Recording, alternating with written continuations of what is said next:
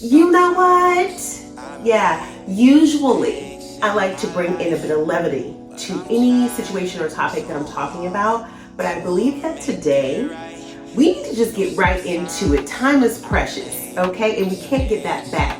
And I really need to express this in hopes that not only does it help someone else, but it also will serve as a marker in time of when I got my life, okay? When I got my head all the way together. All right. When I started acting like I know who I belong to.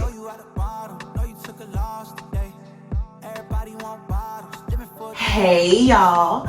My name is Shannon Reddy. I am a faith-based content creator and a certified transition coach. I partner with folks as they are going through the ups and downs of life, as they look for strategy, for resources, and in some cases, reinforcement. On this channel, we come together each week and we discuss life and love and purpose. If you are interested in that sort of thing, if you think that this is the right kind of fit for you, I would highly suggest you hit that like and subscribe button. You know what's really amazing? I'll tell you, come closer.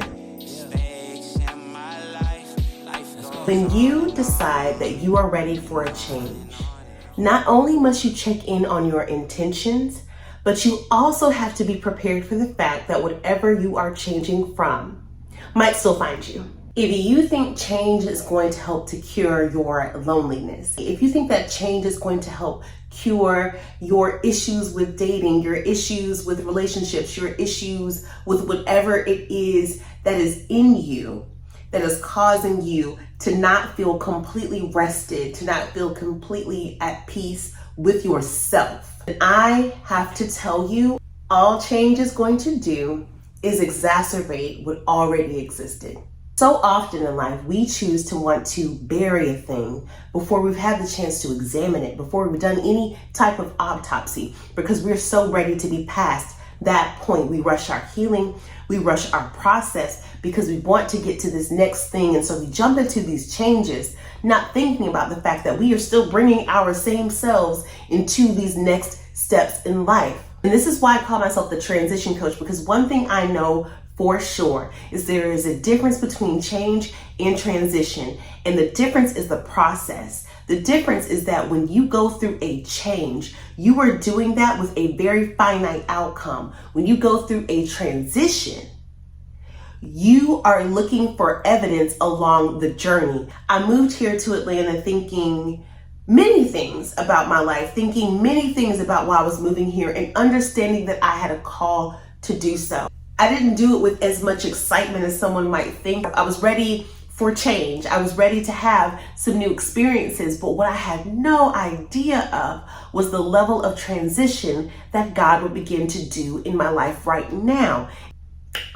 So vulnerability, okay, is something that I'm really working on in this season. In 7 years, I've been praying very specifically for a certain kind of life, a certain family structure, a certain career, a financial status, a particular type of home. Throughout that time, I have found or felt a wrestling with God, like a pull of wanting this thing in this certain time, in this certain season. God really stretching me to focus on one particular thing. I began to understand the depth of what he was trying to call me to do, to focus on, to zero in on about a year and a half ago. Why didn't I talk? For real, not only through prayer, but also through dreams. It began to click. I realized I didn't get it until I got here.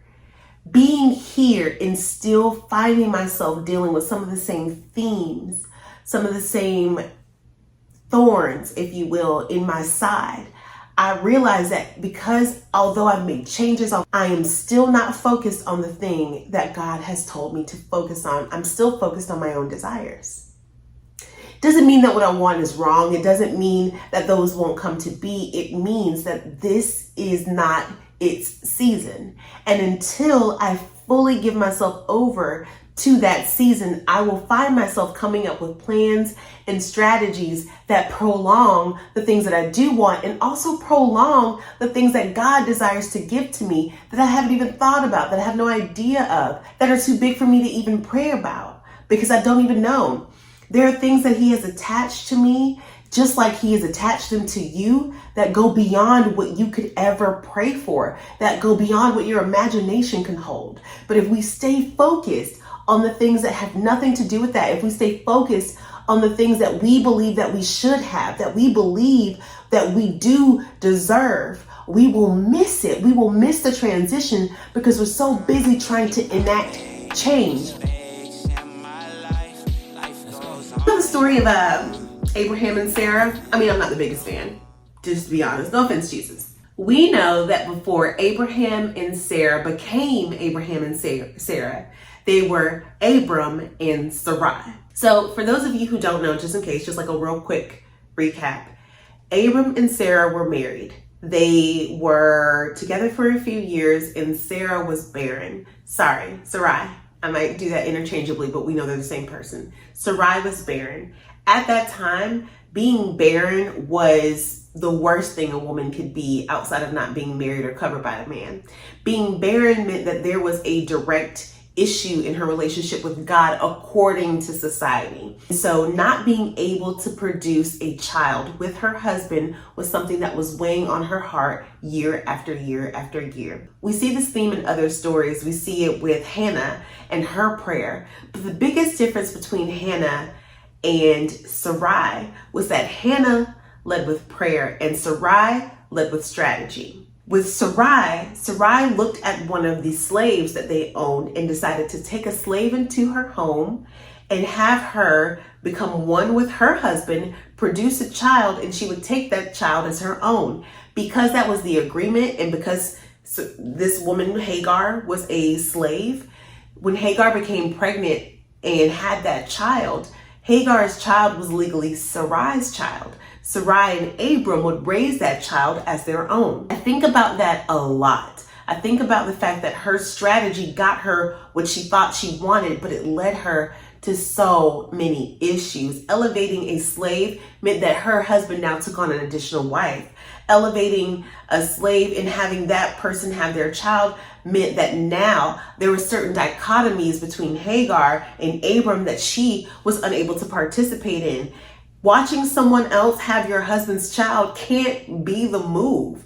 Watching someone else who is now going to have now access to the life and the rights that you have as the wife, don't love it. It might have gotten her what she thought she wanted, which was a child, but all along, God was waiting for the right timing because he was growing something in her. He was growing something in her partner. Sometimes that thing that you're praying for, sometimes that thing that you're hoping to come to pass has a bigger impact on just your life.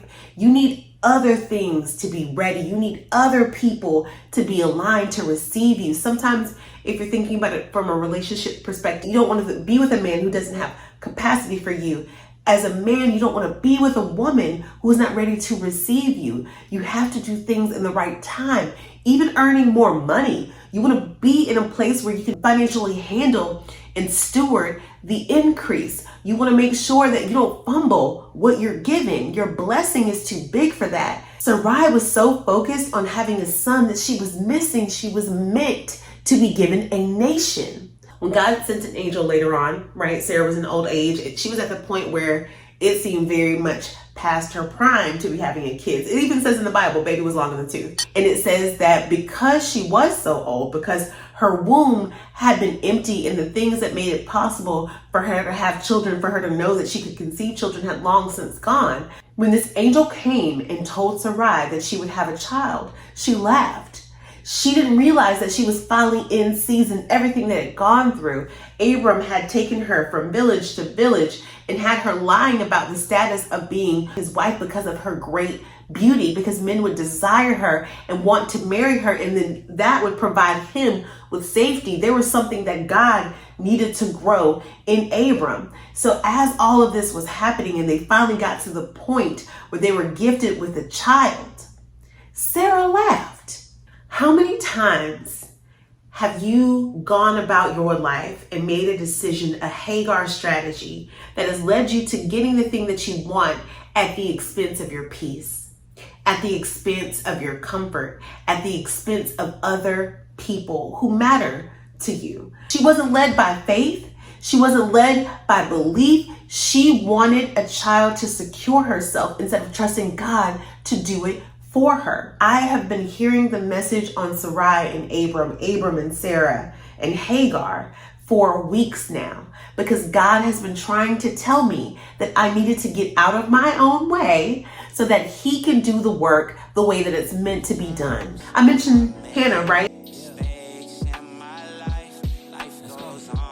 So Hannah was one of the two wives of Elkanah. Elkanah had a second wife who was a hater. Flat out. Because Hannah was barren, she would often taunt Hannah about the fact that she was producing children for their husband and Hannah was not. Again, I tell you, at that time, being barren was a huge, huge burden. And those remnants are still felt today. I hope we all know that being barren now is not an indictment on your character or an indictment of God's affection for you, that there are things at play that sometimes you just can't help. But much like the women of today, Hannah struggled. Hannah had gone to a place where she was past despondent. She had gone to a place where she was in deep depression. Every year they would make this trek to a place called Shiloh. They would pray, they would give offerings, and they would also have this feast to celebrate the goodness of God. Imagine going there year after year, facing the taunting of this other wife, watching that wife give your husband children when you can't contribute, you can't produce, and not understanding the why behind it. Having society making you feel like you are less than a woman, less than a wife, because you're unable to produce children, believing on some level that the problem really is you. It is your relationship with God is a reflection of that. Having all of those things going on, and every year you go to Shiloh to pray, to give thanks to God, to give an offering, and coming back feeling as though you are still in the same place you were the year before. One thing about Hannah was that even in her despair, even in her hurt and her heartbreak, she was still believing God, to the point where her prayer life changed. Hannah began to pray not only just for a child, but a child that she promised God that she would give back. That she promised that if God would simply open her womb, she would open her heart and allow God to have that child back. That is the difference between Hannah's prayer and Sarai's strategy, faith. When you are praying to God and you are asking for these things, what is the intention behind what you want to do with them? She was ready to activate God in a way to battle this thing for her, battle what was going on at home, battle a womb that wouldn't open. Hannah was putting her full faith in what God would do instead of taking things into her own hands. She trusted the blessing so much that she wanted to give the blessing right back to God. That son will become Samuel. I have been battling with God for 7 years, waiting for him to bring me to a season that I always felt that I was made to do, while missing the fact that all of this time, through all of that prayer, he has been right there working on my behalf to make sure that I am equipped for the things that he wants to make sure that he is able to bless me with. Bigger, better, wider, more vast, more creative, more depth, more joy than I could ever imagine. Sometimes it's not because your prayer life like mine had been trashed, because I had really become transactional in the way that I was talking about God. I'm like, I'm supposed to pray, so let me say this morning prayer. Or it becomes lukewarm, and that's not the relationship I desire with God. That's most certainly not the relationship that he has given me. God has provided. God is a keeper. God is a healer. God is a lover of everything good, and I am good. If I am talking to God in a way that doesn't reflect the nature of our relationship, I begin to see it differently. This prayer is for me. God is aware of who we are. God is aware of what we are to each other. It is me that needed the renewal of my mind. It is me that needed the revelation. Sarai needed a revelation. God's timing is so much deeper than what we want when we want it. God's timing shows his glory so that they may see. God's timing shows his glory so that you may know. Know that you know that you know that what God has for you will come to pass. But what he is taking you through is purpose-filled. The places that you feel the most pain is where God is trying to reveal the most revelation. The places that you feel the most pain or struggle or fight or resistance is the place that God is working the hardest. He is never leaving you alone. When you feel far from God, it's because you're going in the opposite direction. God is a good enough Father to understand that your sadness today will be your joy tomorrow. I did something pretty radical, and it's going to take about 6 months to show you the other side of that, because that is what I've committed to God. I've committed this whole thing to God, but I won't say what it is specifically yet because I want to talk about it on the other side. I want to protect it. I am surrendering this. I am laying it down. I throw away that Haggar strategy, okay? Because it's raggedy. And I am picking up Hannah's prayer. I hope you have the best week ever. I love you, and I'll see you on the next video.